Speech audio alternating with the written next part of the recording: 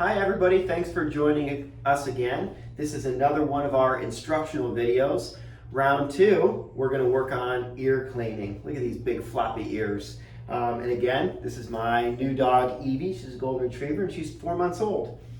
Golden retrievers love to swim, which can create a problem because there's constant moisture getting inside the actual ear canal, and that can predispose them to getting ear infections. And remember, golden retrievers love to get allergies too, which is another huge contributor, actually the biggest contributor to dogs acquiring ear infections. So, a lot of times they'll get moisture in there, or their skin will be inflamed. They'll have a lot of production of kind of oily material in their ears, and in that environment, it's a low airflow area, it's dark, it's moist, it's the perfect area for yeast and bacteria to grow.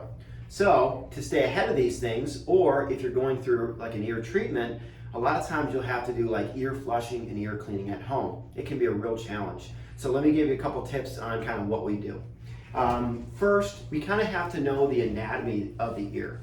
The ear in the dog and the ear canal is kind of L-shaped. So when you're looking down in the actual canal, okay, we're gonna flop over the ear. Oh, and by the way, before I forget, Alexis brought this up earlier.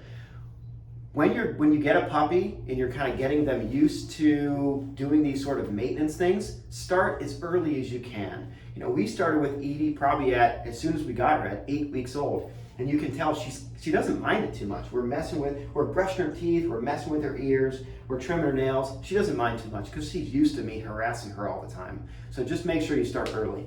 So when we're looking in the ear, we kind of flip the ear over. This is called the pinna. And then we've got the ear canal that courses down, it runs down the side of the face and then goes internally. So it's kind of L-shaped when you think about it. So if we want our flushing material to get down to the deeper parts of the canal, sometimes what we need to do is actually pull this ear up, and it'll help straighten out that ear canal to get the flushing material down to the bottom parts. This is the first time of us cleaning Evie's ears, so we'll see how this goes. All right, I've got my ear cleaner here. We're going to extend the ear canal, okay? And I'm gonna fill this entire ear up like a pool. If you can hold her head there. A lot of times once you start to put the material in, they'll start to either lean towards you or shake their head. So I'm going to fill the whole ear up. Okay, baby. Okay. And you can see I kind of cup the ear. All right, so the ear is filled. I'm going to make a taco. I'm going to fold the ear over. And then starting at the base, I'm going to massage the ear. I'm going to do this for about 15 to 20 seconds. And what we're doing with this massaging is we're taking fluid and pushing it kind of all throughout that ear canal to move it and mobilize it. You want to shake your head so bad. And you will. Don't worry. Okay, so we've done it. Now I'm going to step back. I'm going to let her shake. Atta girl. Okay, so she shook out some of the fluid. Now I'm going to flip the ear back over. I'm going to take a cotton ball. I never use Q-tips because you could potentially damage the eardrum. If you stick that Q-tip too far, you can damage that eardrum. So I just use a cotton ball. I'm going to stick it on the outside portion, clean out in all those nooks and crannies there. And if there's any excessive wax or debris, it should come out. Her ears are really clean.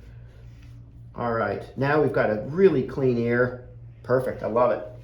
So this is just for maintenance, but sometimes you actually have to apply medications in the ear. Now, fortunately, there are other medications that you can just do one time in the hospital, which I always prefer, but sometimes you do have to use your medications. So when you do that, typically what we'll do is we'll clean the ear out, we'll dry it out really good afterwards, and then we'll let it sit for about 10 minutes to dry further, and then it's the same concept. When we're applying ear medication or ointment in the ear, we flop it back over.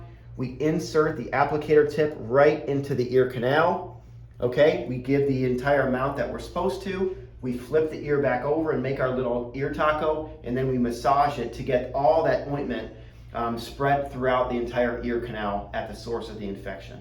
So hopefully this helps, and thanks so much for joining.